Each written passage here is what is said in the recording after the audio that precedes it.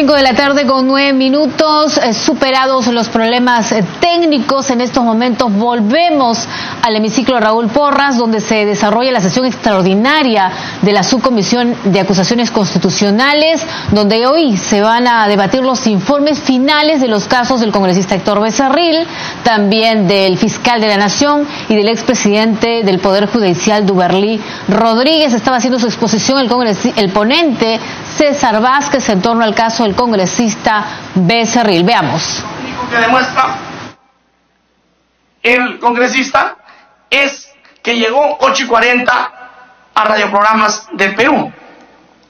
¿Cuál es el argumento para decir que como estuvo 8:40 en radioprogramas no pudo haber estado a las 8 en Trinidad Morán? La distancia y el tráfico. Y eso se dijo en la audiencia reservada. Dado esa información, nosotros nos hemos tomado el tiempo para recorrer esta distancia por 3 veces distintas en el mismo día y en la misma hora, es decir, día miércoles, o sea, no me refiero a la misma fecha, sino al mismo día y a la misma hora. Y hemos recorrido esa distancia para ver si es posible llegar de un lado a otro en los tiempos calculados. En las 3 veces que fuimos, este es el recorrido más largo que nos tomó llegar, porque el tráfico estaba cargado, y hemos tomado como muestra el recorrido más largo. Ahí está el mapa Google que me muestra que es un recorrido corto, según Google, 13 minutos. Nosotros lo hicimos. ¿Puede pasar el video un poco rápido? ¿Ok? Ahí mostramos el recorrido y con eso podemos ver que el tiempo que tomó, o el mayor tiempo que se tomó durante estos 3 recorridos, fue de 12 minutos 35 segundos. Entonces, la sede central de Radioprogramas del Perú, ese argumento principal, no podría desterrar la posibilidad de que él estuvo a las 8 de la noche en Trinidad Morán, porque si es que la reunión duró 5 minutos, como de manera formal lo ha dicho el ex consejero Morales, le sobraba tiempo para llegar al RPP. Y si hubiese demorado un poco más, como se ha cuestionado, incluso creo, siendo exagerados, 20, 25 minutos que hubiese demorado la reunión, sí hubiese podido llegar 8:40 a radioprogramas del Perú. La siguiente.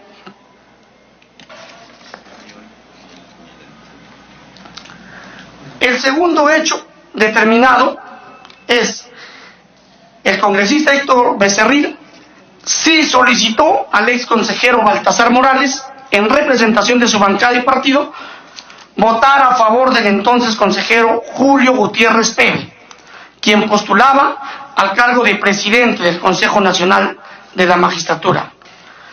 Los elementos de prueba que sostienen esta afirmación son: primero, si ya se determinó que la reunión se realizó, hay que descubrir el motivo.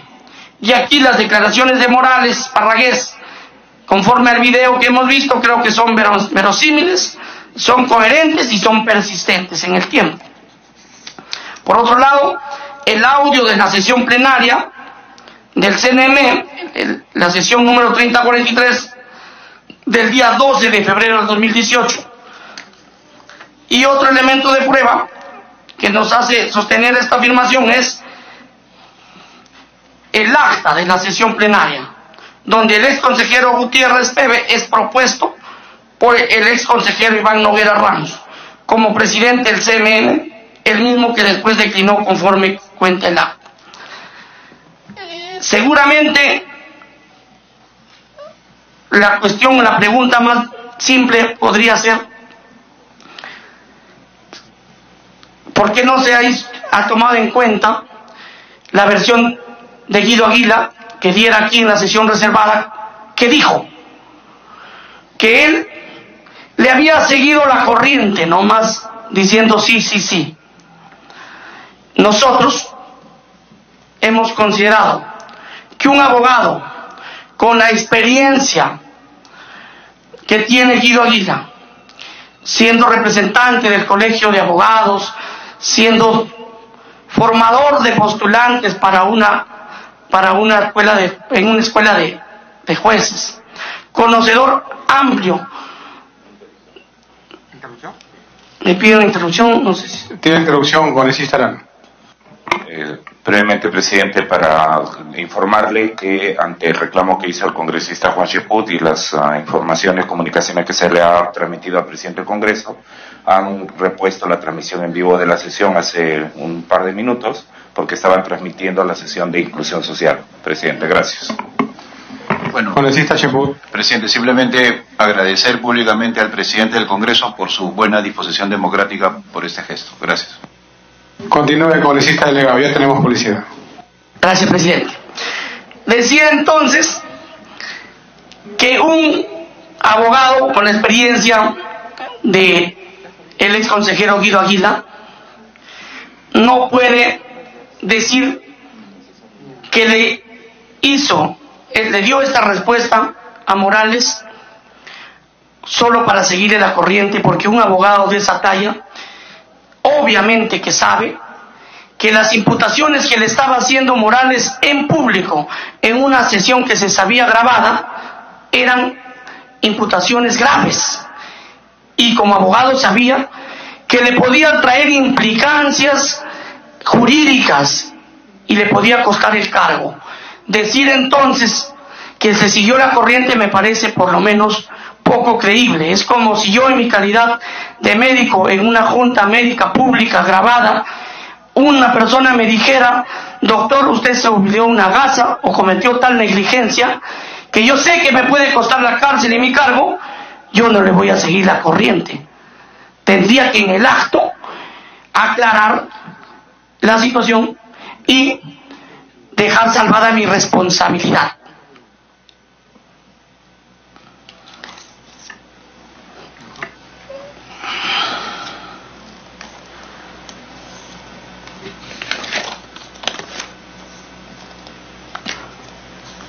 La siguiente.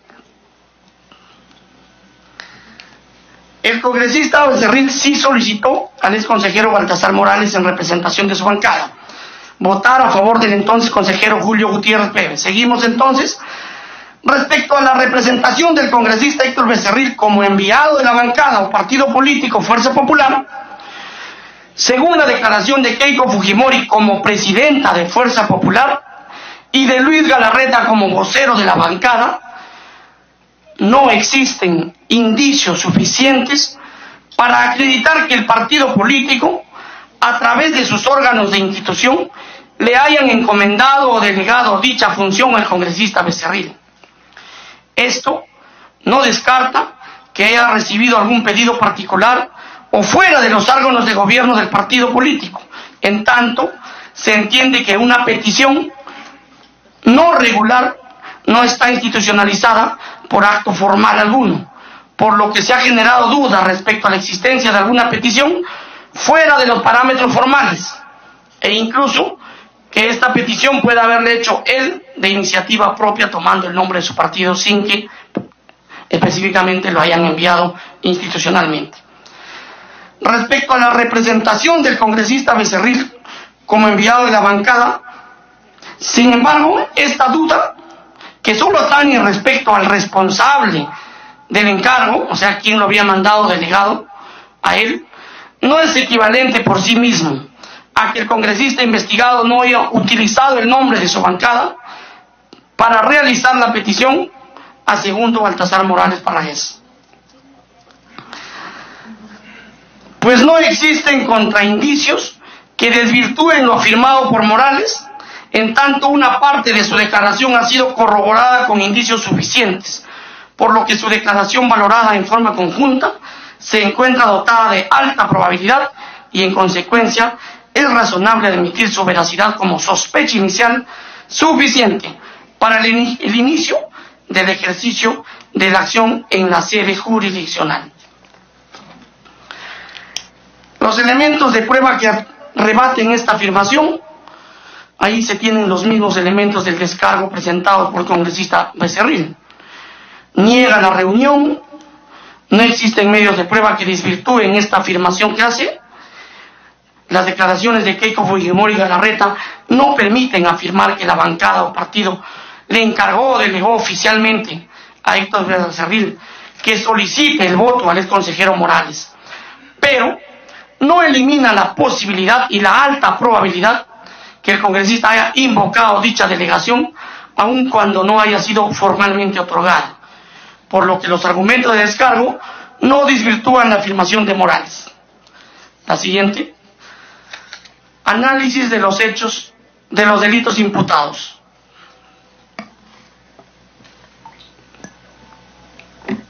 Primero vamos a ver el delito imputado, que es el delito de tráfico de influencias.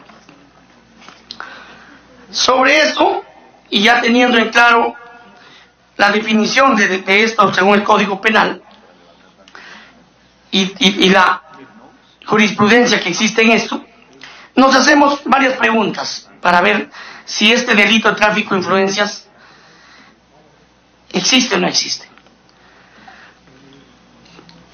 O tiene la probabilidad de existir. Primero, ¿puede ser sujeto activo de este delito el congresista Héctor Becerril Rodríguez? Una pregunta inicial. ¿Puede ser sujeto activo de este delito? Y allí en la misma diapositiva encontramos entonces que destacados penalistas confirman que el delito de tráfico de influencias es un delito común. Esto es, el sujeto activo puede ser cualquier persona. No se exige ninguna especial condición o cualidad del sujeto activo, configurándose un agravante cuando quien comete este ilícito es un funcionario público. En consecuencia, la respuesta sería que efectivamente el congresista Héctor Becerril podría ser considerado como un sujeto activo y que incluso su condición de congresista agravaría su conducta de cara a una sanción. La segunda pregunta es, ¿el congresista Héctor Becerril tiene o puede invocar influencias? Los tipos penales exigen una serie de requisitos. Primero, la tipicidad objetiva. Se exige que el agente o sujeto activo invoque tener influencias, pudiendo éstas ser reales o simuladas. El denunciado es un congresista de la República y representa uno de los poderes del Estado, con una condición privilegiada. La Constitución Política del Estado le ha reservado un artículo especial, que es el artículo 93, dotándole de determinados privilegios frente al resto de ciudadanos, de lo que se puede colegir que, efectivamente, el congresista denunciado está investido de privilegios e influencias. En esa línea de razonamiento, este requisito se cumple a cabalidad, más aún si el tipo penal de tráfico de influencias también se puede configurar, aún si las influencias son simuladas. Otro elemento objetivo lo constituye la conducta de interceder ante un funcionario o servidor público. Otro elemento objetivo lo constituye la conducta de interceder ante un funcionario o servidor público. La resolución de la primera sala penal de apelaciones, la primera sala penal de apelaciones nacional, en el expediente 16 del 2017, señala lo siguiente, que ese por si acaso es reciente de este tema del Club de los Constructores. Esta resolución de la primera sala penal de apelaciones nacional señala: de esta manera, el delito de tráfico de influencias trasunta en tres cosas. Primero, atribuirse poseer influencias ante un funcionario o servidor público, lo cual es entendido como acto preparatorio del delito. Segundo, el tráfico de la propia mediación, concebido como ofrecimiento de interceder, lo cual es considerado como un activo ejecutivo. Y tercero, dice esta resolución, con respecto al tráfico de influencias, la recepción del dinero, promesa, utilidad, entre otros, constituye el acto de consumación.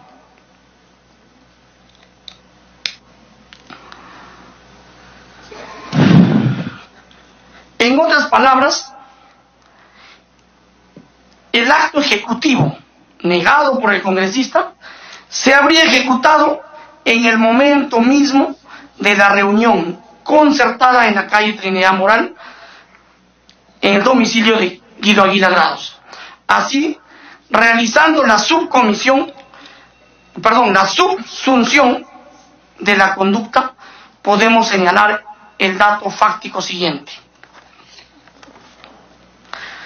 El dato fáctico es el hecho de cara a la subsunción de la conducta descrita en el Código Penal, ofrecimiento de interceder ante un funcionario público calza perfectamente con la conducta imputada, pues el congresista Héctor Becerril intercede tratando de que el ex consejero Baltasar Morales Parragués votara por el candidato del partido, lo que en buena cuenta no es sino un intento de interferir en la elección del presidente de un organismo autónomo constitucionalmente, como lo es el CNM. En este sentido, queda acreditada la existencia de este elemento objetivo del tipo penal. Esto hace que el delito de tráfico de influencia se configure.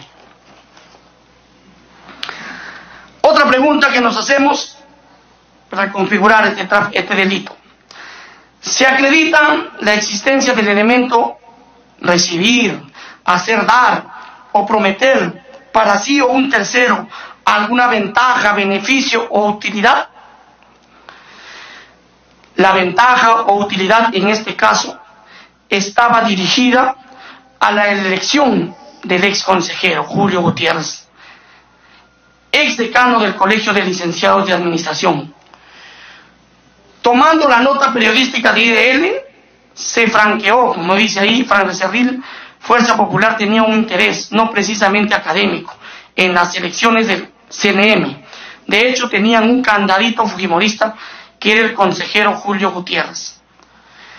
De esta forma, analizamos los indicios, las evidencias y básicamente el material fílmico que aparece en los diversos medios de prueba que se han presentado y actuado en esta subcomisión. Somos de la opinión que se encuentran acreditados 3 elementos configurativos en el delito de tráfico de influencias, artículo 400 del Código Penal, según lo ya explicado. De todo lo anterior se desprende, primero, la atribución de influencias reales de parte del congresista Héctor Becerril para interceder ante un funcionario público, que en este caso fue el ex consejero Morales. Segundo, el acto ejecutivo, esto es el propio tráfico de la mediación, concebido como el ofrecimiento de interceder y que habría ocurrido en el domicilio del ex consejero Guido Aguila, en la calle Trinidad Moral.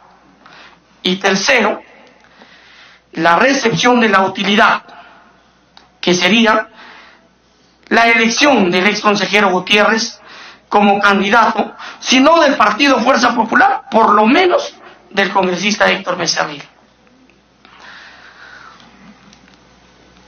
Existe atipicidad en la conducta, como ha afirmado la defensa del congresista Héctor Becerril,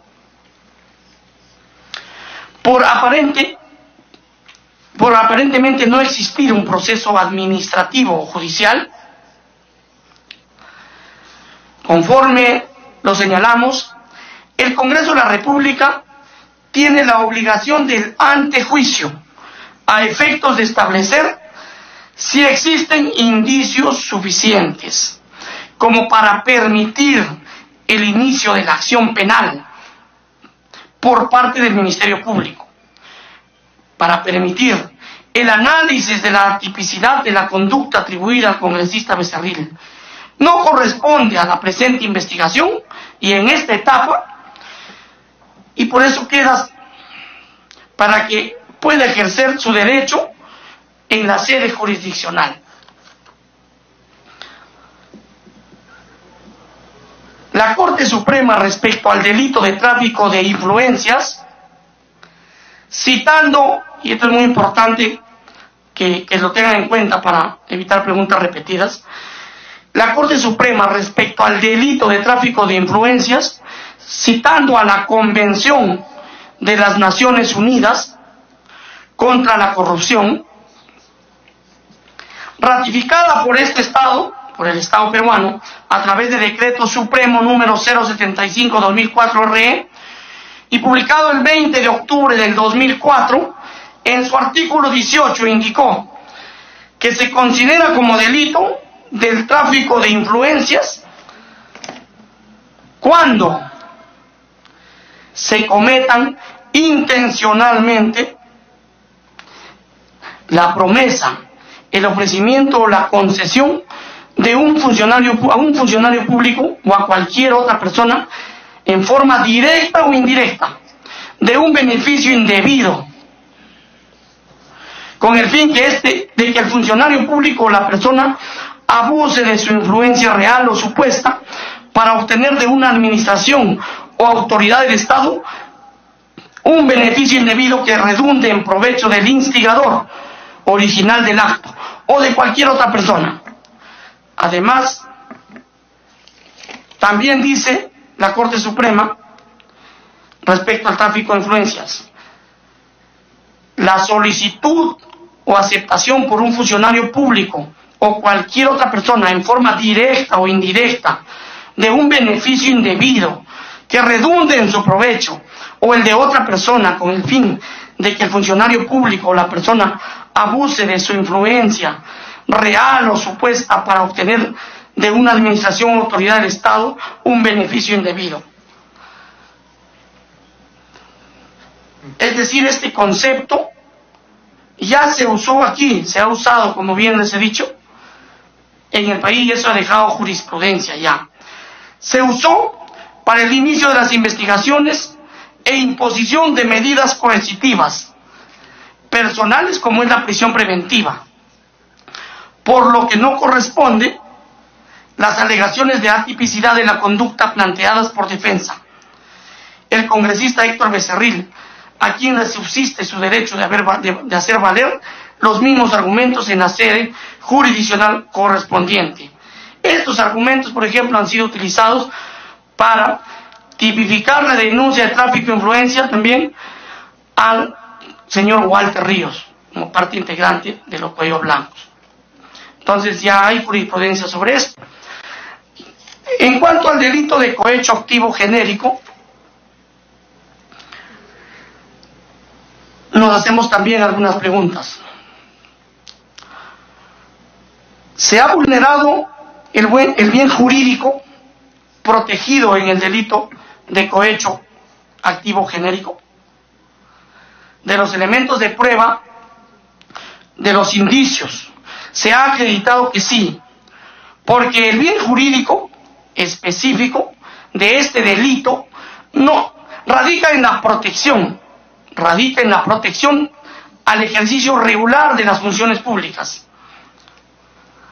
Aquí el bien jurídico específico radica en la protección al ejercicio regular de las funciones públicas contra los actos de sujetos diversos que intentan corromper a los sujetos públicos o garantizar a través de la combinación penal el respeto que se debe al desarrollo funcional de la administración pública.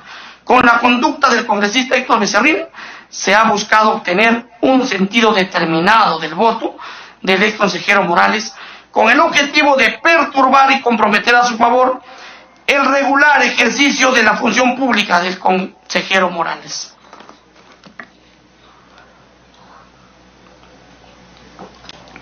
¿Se ha desplegado la acción o conducta corruptora? Nos preguntamos para ver si se configura el delito de cohecho activo. ¿Se ha desplegado la acción conductora o corruptora?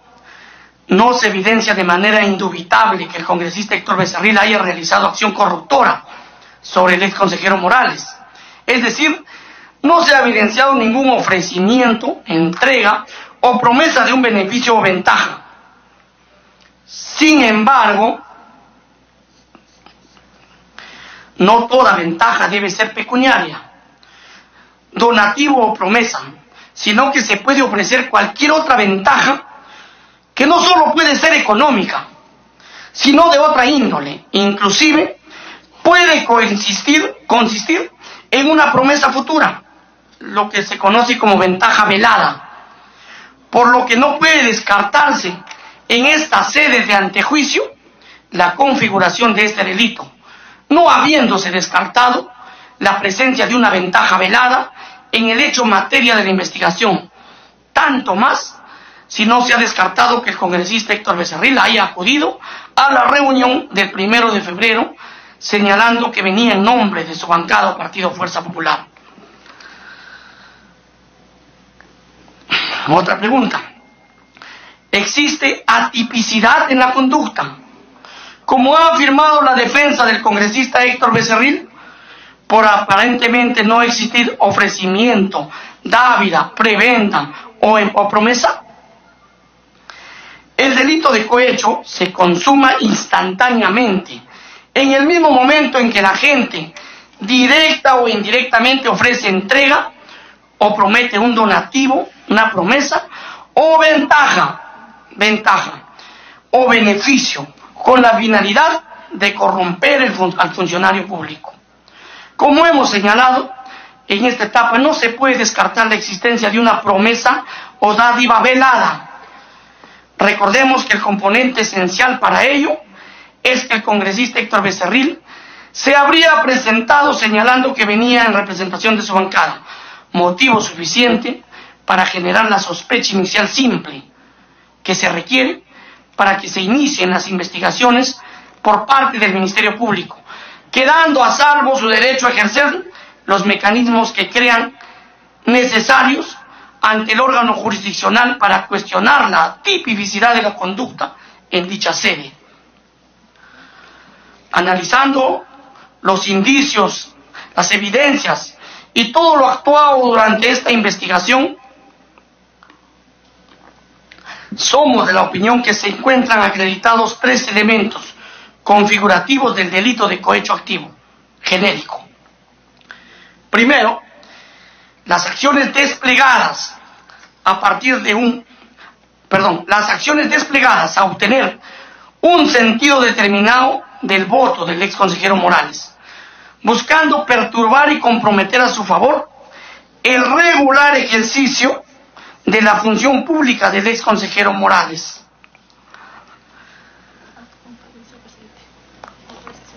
Con su autorización, presidente, disculpen la tardanza, me han traído copias, recién me han sacado copias para que le alcance a cada uno de los colegas congresistas para que puedan tener nuestra presentación.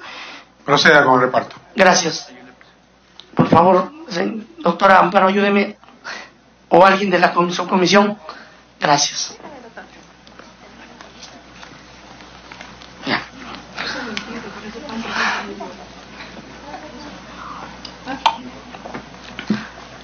Entonces, decimos, analizando los indicios, las evidencias y todo lo actuado durante esta investigación, somos de la opinión que se encuentran acreditados 3 elementos configurativos del delito de cohecho activo genérico.